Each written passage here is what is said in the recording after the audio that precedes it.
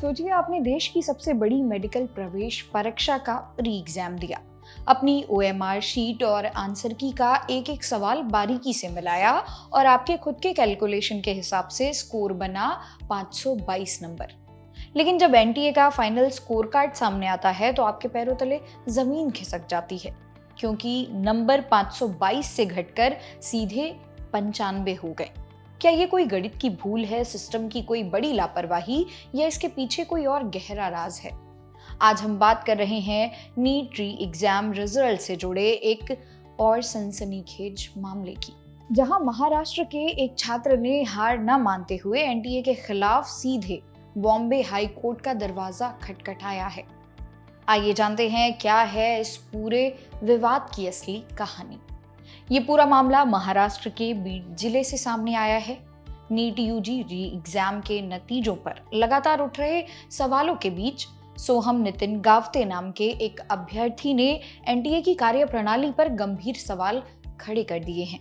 सोहम का दावा है कि जब उसने 14 जुलाई को जारी अपनी ओएमआर शीट का मिलान 16 जुलाई को आई आधिकारिक आंसर की से किया, तो उसने कुल 148 प्रश्न हल किए थे। उसके हिसाब से उसके 136 सवाल बिल्कुल सही और 12 गलत थे। यानी मार्किंग स्कीम के नियमों के मुताबिक उसे 720 में से 522 अंक मिलने चाहिए थे। लेकिन जब रिजल्ट आया तो उसके स्कोर कार्ड पर सिर्फ और सिर्फ 95 अंक लिखे हुए थे। छात्र का कहना है कि उसने इस भारी अंतर को लेकर एनटीए को ईमेल भी भेजे और सुधार की मांग की, लेकिन उधर से कोई जवाब नहीं आया। मजबूर होकर उसने अपने वकील के जरिए बॉम्बे हाई कोर्ट की औरंगाबाद बेंच में रीट याचिका दायर कर दी है, जिस पर अदालत में सुनवाई तय हो चुकी है। लेकिन इस पूरे मामले का दूसरा पहलू भी बेहद दिलचस्प है। नीट री एग्जाम के रिजल्ट पर सवाल उठाने वाले सोहम अकेले छात्र नहीं हैं।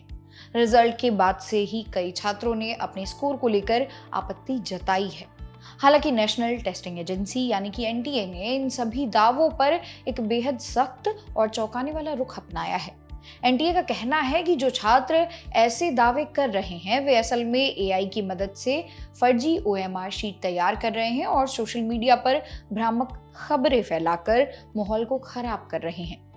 याद कीजिए कुछ समय पहले आर्या सिंह नाम की छात्रा का वो वायरल वीडियो जिसने तहलका मचा दिया था।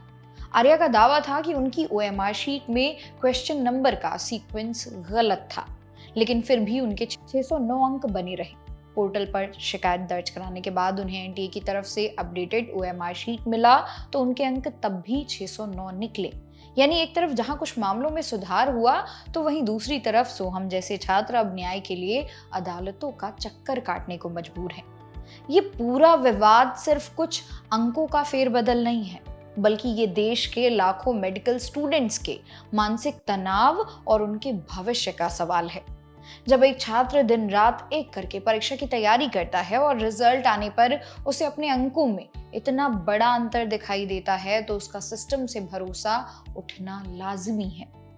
क्या बॉम्बे हाई कोर्ट की सुनवाई के बाद इस मामले की सच्चाई खुलकर सामने आ पाएगी? क्या एनटीए इन तकनीकी गड़बड़ियों या छात्रों की शिकायतों का कोई पारदर्शी समाधान निकाल पाएगा? इन सवालों के जवाब आने वाले दिनों में ही मिल सकेंगे। शिक्षा व्यवस्था के सबसे बड़े इम्तिहान में इस तरह के विवादों का उठना सिस्टम की कार्यप्रणाली पर एक बड़ा सवालिया निशान लगाता है। इस पूरे मामले पर आपकी क्या राय है? क्या आपको लगता है कि एनटीए को अपनी स्कोरिंग प्रक्रिया में और पारदर्शिता लानी चाहिए?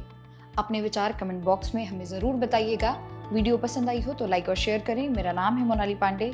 मिलते हैं अगले वीडियो में।